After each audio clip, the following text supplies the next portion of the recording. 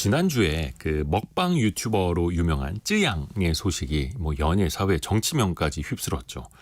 전 연인에게 폭력 또 갈취를 당한 것도 모자라서 일명 사이버레카라고 불리는 유튜버들에게 협박까지 받아서 논란이 있었는데요. 일부긴 합니다만 일부 몰지각한 유튜버가 비연예인 또 자영업자들까지 곤경에 빠뜨리기도 하는데요. 과연 법적으로는 어떻게 대응할 수 있을지, 어떤 처벌을 받을 수 있을지 슬기로운 법률 생활 한번 짚어보겠습니다. 법무법인 길도 윤예림 변호사와 함께합니다. 안녕하세요. 안녕하세요. 윤예림 변호사입니다. 우선은 이제 쯔양의 과거를 빌미로 돈을 뜯어냈다라고 하는 이제 논란이 일부 유튜버들 중심으로 이제 일고 있는데, 물론 이거는 사실관계는 더 따져봐야 하겠습니다만 이게 만약에 진짜다. 라면 어떤 처벌을 받을 수 있을까요? 네, 일단 이 유튜버들 이른바 사이버레카라고 불리고 있잖아요. 사이버레카, 가상 공간을 의미하는 사이버와 사고 촬영을 견인하는 레커차 합성한 이 말입니다.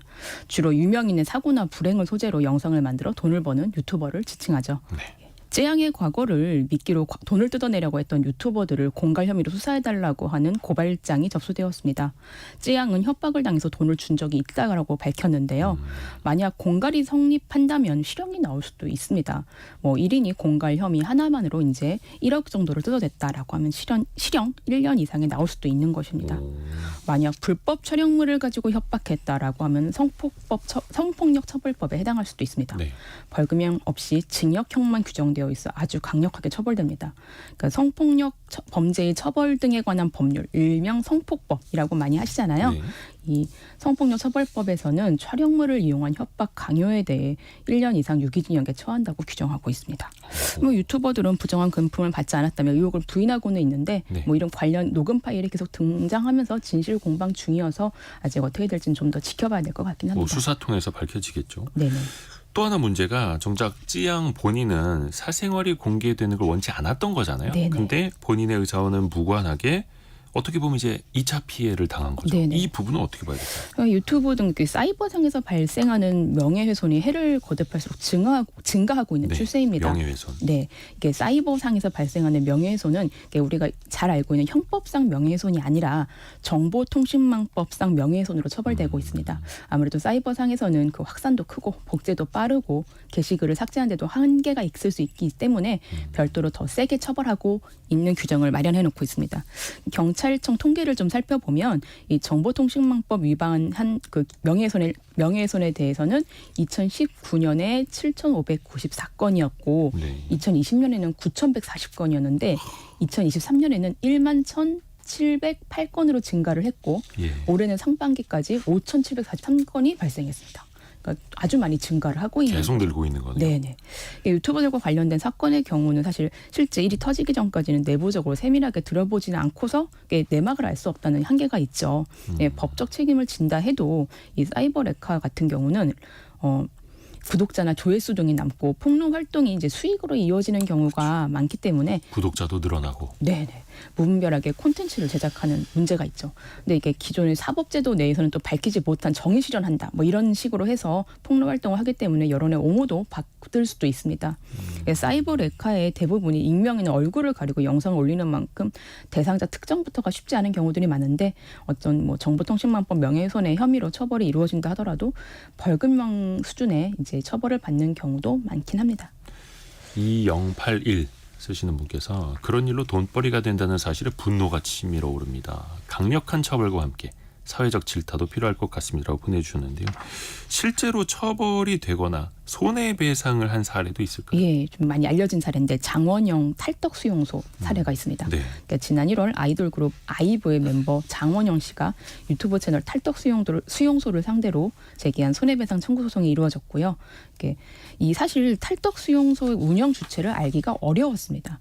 그래서 이 소속사는 미국 캘리포니아주 북부지방법원에 탈덕수용소의 신상에 대한 정보를 공개해달라는 정보 제공 명령 요청을 하였고 이러한 요청이 받아들여지면서 현재 이제 대상자를 그러니까 탈덕수용소의 이제 운영자를 특정해서 현재 손해배상 청구 소송을 진행 중입니다. 서울중앙지방법원은 이 손해배상 청구 소송에 대해서 원고 일부 승소 판결을 했습니다. 현재 채널은 삭제된 상태이고요. 또 이제 형사적으로 어떤 처벌을 받았는지를 알아보면 검찰은 이 탈덕수용소 운영자 A 씨를 정보통신망법상 그 명예훼손 혐의로 기소를 하고 A씨가 유튜브 채널 수익금으로 구입한 부동산을 추징 보전해서 마음대로 처분할 수 없도록 지금 현재 처리한 상황입니다. 그 민사상 손해배상, 형사상 처벌이 다 이루어질 것으로 보입니다.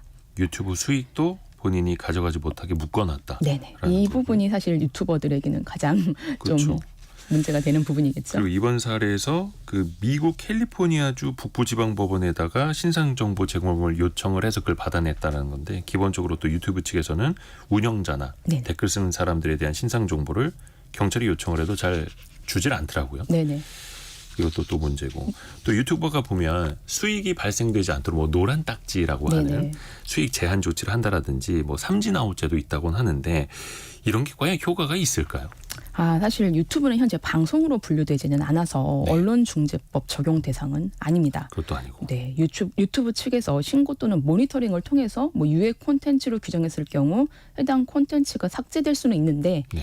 유튜브가 유해 콘텐츠 제재에 좀 소극적이다라는 지적은 늘 있어 왔습니다. 유튜브 측이야 뭐 그런 영상들 많이 남겨놔야 조회수도 올라가고 광고도 많이 붙으니까요. 맞습니다. 네, 정보통신망법에 따라 이게 방송통신심의위원회 뭐 방심이라고 하잖아요. 방심위에서는 유해 콘텐츠에 대한 시정 권고를 하고 있고 불이행 시에 방통위에서 이행 명령을 내릴 수 있기도 하지만 이 역시 영상이 올라온 뒤에 이루어진 사후 조치라서 피해를 막기는 좀 어렵습니다. 유튜브 측이 지속적인 모니터링을 통해서 이 삭제를 했다고 하는데 이 부분이 좀 미흡한 것이 현재로서는 가장 좀 문제인 것 같습니다. 그리고 또 많이 알려진 뭐 구독자 300만 명 넘는 얼마 전에는 피식대학이라는 채널에서도 네네. 지역 비하 논란이 있지 않습니까? 네네. 특정 식당 상호까지 나오게 하고 뭐 아예 대놓고 이제 맛에 대해서 막 비하를 하고 막 이런 것들이 있었는데 이게 어떻게 제재할 수단이 마땅치 않다고요? 네, 이 뭐 호평 세례를 당한 제과점도 있었고 백반집도 있었습니다. 다 상호가 노출이 됐습니다. 네. 뭐 낯선 버스 정류장 명칭을 보고 지역을 비하하는 발언도 예. 또 했었고요. 이 때문에 해당 지역 군수는 이제 인터뷰를 통해 뭐 코미디 프로지만 뭐 국민의 자존심을 건드리고 지역을 비하하는 방송 소재로는 좀 부적절했다라고 밝히기도 했습니다. 이에 대해서 피식대학이 사과를 하기도 하였습니다. 네, 만약 이런 내용이 이제 방송에 나왔다라고 이제 일반 방송 우리 뭐 KBS라든가 이런 방송에 나왔다라고 한번 가정을 해보면 방송법 제5조에서는 그 방송이 지역 갈등을 조장해서는 안 된다라고 명시하고 있고 이를 네. 위반할 경우에는 언론중재위원회에 제소를 할 수 있다라고 규정하고 있습니다. 하지만 방송에서는 이런 내용이 나왔다면은 그러니까 제재 대상이 되는 건데 네. 문제는 현행법상 유튜브를 포함한 인터넷 개인 방송은 방송법 적용 대상이 아닙니다. 그렇죠. 네네. 유튜브와 같은 개인 방송이 방송법 대신에 정보통신망법상 명예훼손으로 이제 제재를 해야 되는데 그 명예훼손 같은 경우는 이제 요건이 공연성, 그러니까 이제 많이 퍼져 나가야 되는 부분, 그리고 누구를 비하하거나 누구의 명예를 훼손했는지에 대한 특정성, 그리고 비방의 고의가 성립해야 됩니다. 근데 이 이제 해당 군 같은 경우는 이게 군에 대한 어떤 비방을 했다라는 것이 인정이 된다 하더라도 이게 군의 누구의 명예를 훼손했는지가 좀 명확하지 않습니다. 그래서 특정성이 이제 성립되지 않아서 좀 어려울 수 있는데 그럼 해당 제과점과 백반집 같은 경우는 상호가 그렇죠. 노출이 되었으니까 네. 특정성이 성립된다라고 할 수도 있을 텐데 또 이 백반집 같은 경우는 이게 맛에, 그러니까 이 유튜버들이 코미디를 하면서 맛에 대한 뭐 개인적인 어떤 평가를 했기 때문에 이 부분에 대해서는 뭐 비방의 고의가 있었다라고 보기는 어려울 수도 있습니다.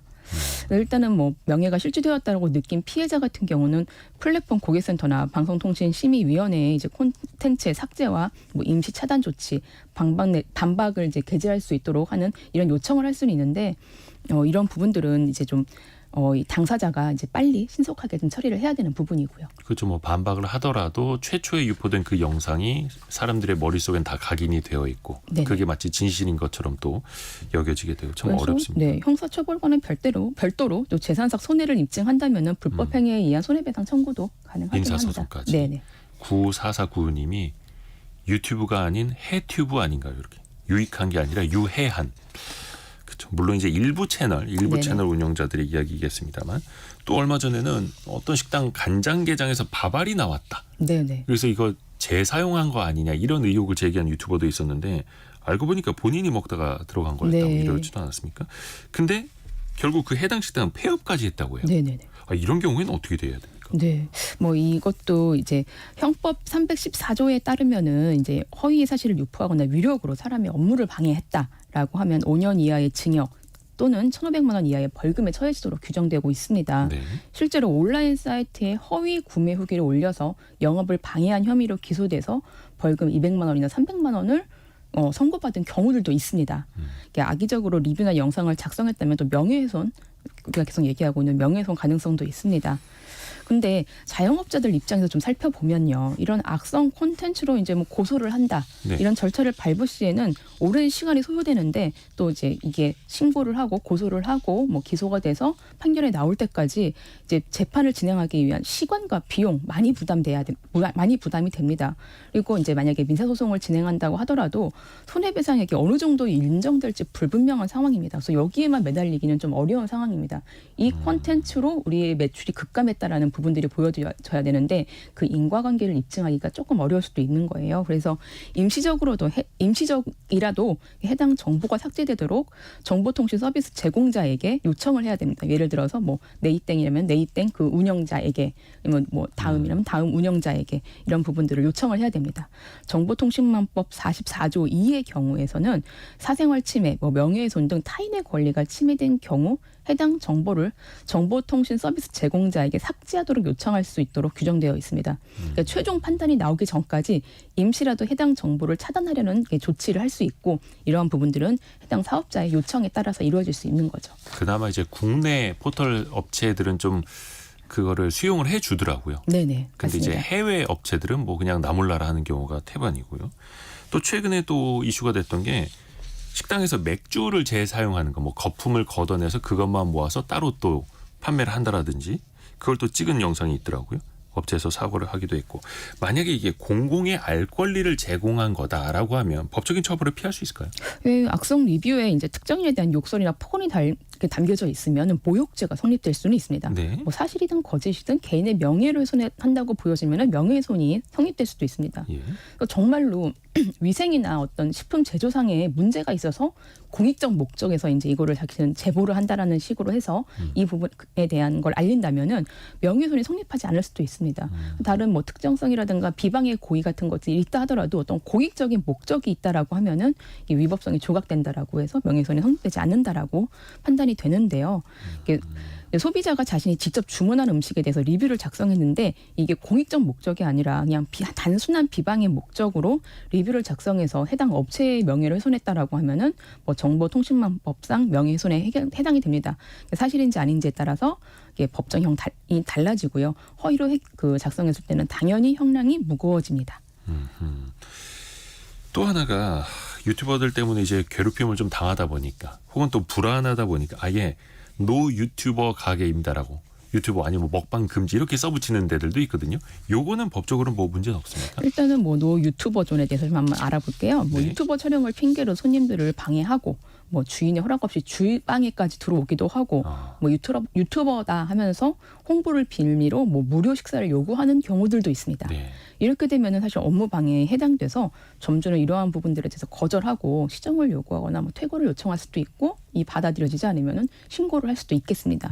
근데 하지만 요즘에 이제 뭐 노 키즈존 뭐 이런 것들도 있잖아요. 이런 네. 부분들에 대해서는 사실 법률상에 정해진 거는 없어서 이 부분에 있어서는 뭐 헌법의 해석에 따라 논란이 있는 부분이기도 합니다. 그 제주도에서는 뭐 이런 관련해서 조례를 만들기도 했더라고요. 지역에서. 네네.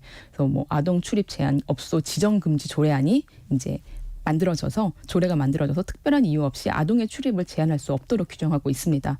한데 영업주에게 벌금이나 과태료를 부과할 근거는 마련되지 않은 상태이고요.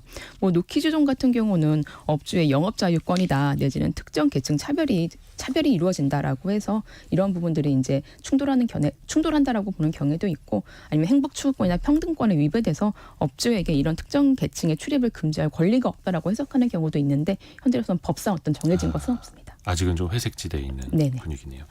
윤희예린 변호사 함께했습니다. 고맙습니다. 네, 고맙습니다. 라디오 정보센터 다녀옵니다.